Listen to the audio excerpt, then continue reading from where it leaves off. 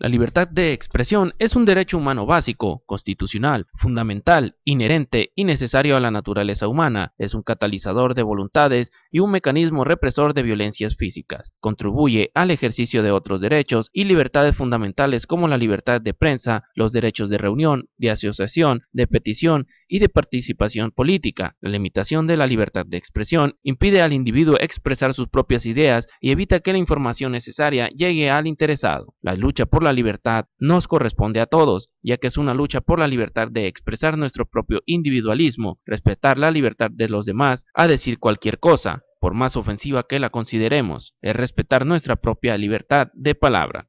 En México, el Día de la Libertad de Expresión la establece el gobierno del presidente Miguel Alemán Valdés el 7 de junio de 1951, pero en 1976 el presidente Echeverría añade a esta celebración la entrega del Premio Nacional de Periodismo a los más destacados miembros de la prensa escrita y electrónica por sus trabajos desarrollados durante el año anterior en los diversos géneros periodísticos. A lo largo de la historia de México, las relaciones entre la prensa y el gobierno han sido muy complejas, contradictorias y costosas. El artículo 6 de nuestra Constitución mexicana sustenta la libertad de expresión. Asimismo, no hay profesionales a los que más trampas se les tiendan que a los comunicadores sociales. Todos quieren manipularlos, utilizarlos en su beneficio y servirse de su influjo. Por eso, son frecuentes los engaños que les ponen en forma de halagos, invitaciones, regalos, pasajes pagados, todo ello con la finalidad de doblegar su independencia o utilizar su influencia, acción conocida como chayotaje. El periodista,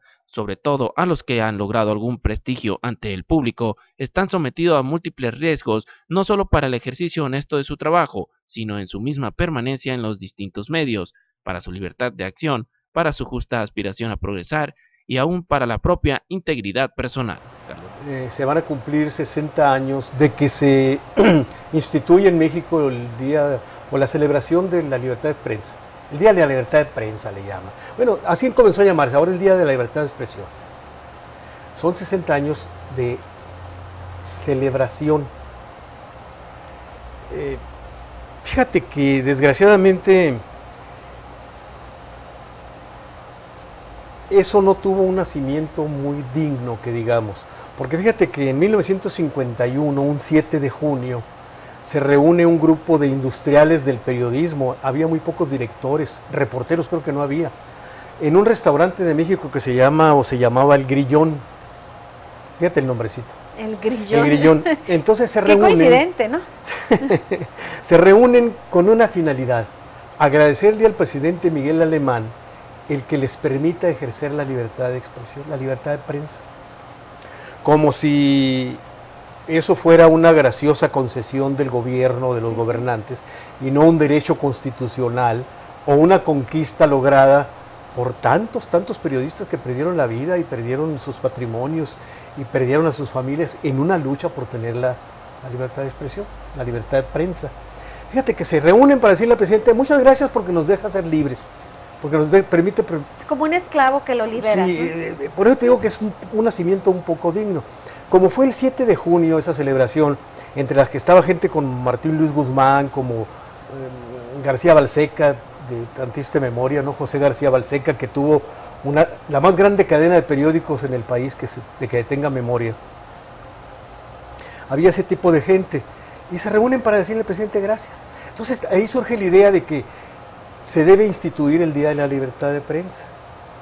Entonces, como ellos se reunieron el 7 de junio del 51, dicen, bueno, para el próximo año que ya quede instituido el Día de la Libertad de Expresión, la libertad de prensa.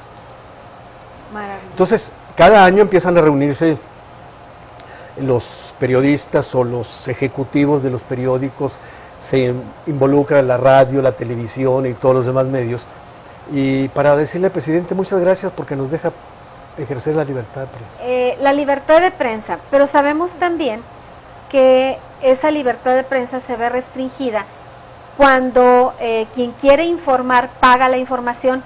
Entonces aquí hay una situación de pérdida de objetividad y quien sale más mal informado es precisamente la comunidad. Qué interesante sería una propuesta de ley en donde, como los cigarros, este producto es nocivo para la salud. Esta entrevista, este comercial es pagado pero difícil sí, hay muchos intereses de por medio. ¿no? Fíjate que lo que sucede es que se ha perdido la mística dentro del periodismo. Ahora impera más el comercio. Porque fíjate que te das cuenta tú de que no hay objetividad en las informaciones. Y eso, pues, ¿a qué se debe? A que, aunque allá hay una carrera de periodismo o de ciencias de la comunicación o como tú le llames, pues eso no da la ética, eso no da... Además, los medios están controlados por gente muy importante, muy poderosa económica y políticamente, que impide eso. Pero hay otro mal, Maribel, la autocensura.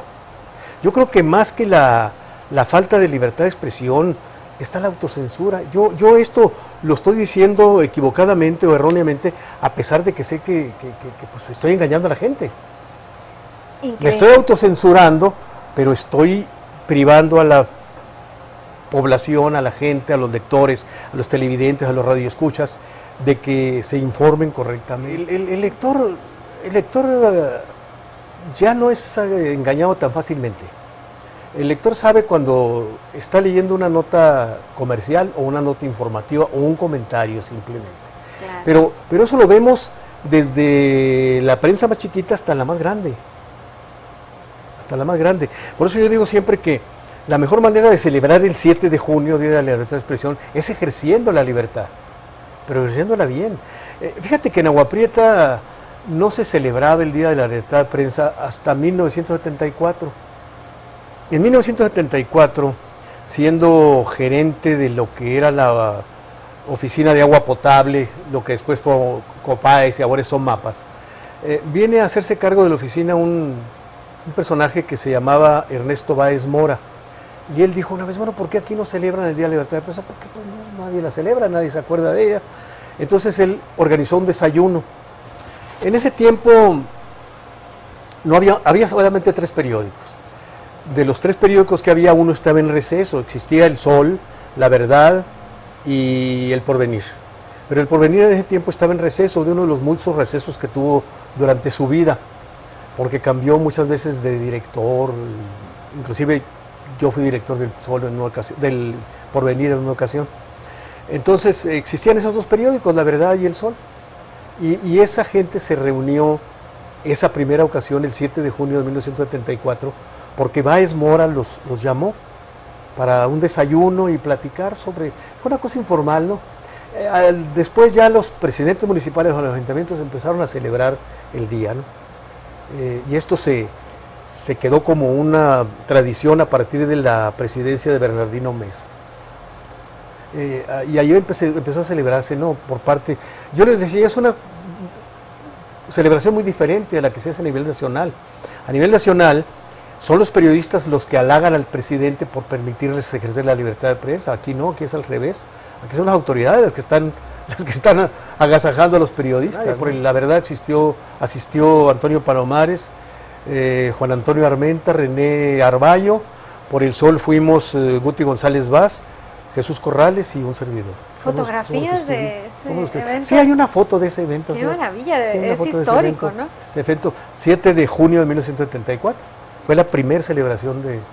Pero como te digo, la mejor manera de celebrarlo es ejerciéndola, ¿no? Pues yo te decía ahorita de la falta de mística del periodista actual. Fíjate que, será que yo soy de la escuela viejita, ¿no?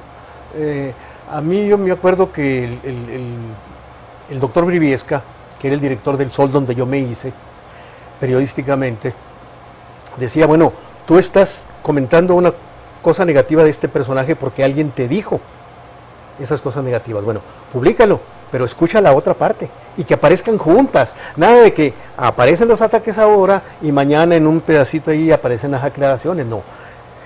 Dale voz a la persona que está criticando a esta persona, pero dale voz al criticado para que en el mismo número se defienda. Y luego siempre, Maribel, nosotros teníamos por obligación comprobar en varias fuentes una información. No porque tú me lo platicaste, porque yo lo vi o porque un documento dice. Bueno, vamos a ver si hay más. Esa es la escuela en la que yo me hice. Por eso ahora me llama mucho la atención que se lancen así vituperios y crítica y todo, sin base, inclusive, ¿no? Fíjate que en una ocasión hablando con Carlos Moncada, que es un periodista muy experimentado, muy respetado, y pues de mucha experiencia le decía yo, bueno, ¿cuál es la principal característica que debe tener un periodista? Mira, dice, si se trata de periodista de prensa escrita, pues saber escribir. Indiscutiblemente. Saber redactar, me dijo, junto definitivamente. con la ortografía, ¿verdad? Claro, saber redactar es emplear bien el idioma, ¿no? Claro. Y hacer una nota lo suficientemente clara para que lo entienda todo el mundo. Entonces me decía, esa es la principal característica que debe tener un periodista. Saber escribir, si es de televisión, saber expresarse, si es de radio también. Después viene la ética y después viene todas las demás virtudes, ¿no? Porque la ética, pues, con la ética eres creíble y ahorita es lo más difícil para un personaje que se desempeña en cualquier medio, escrito, televisión, radio, lo que sea, que haya credibilidad. Ética. Ahorita que tocas el punto es muy difícil conseguir que haya credibilidad. Carlos Remorales, para Abson TV Noticias.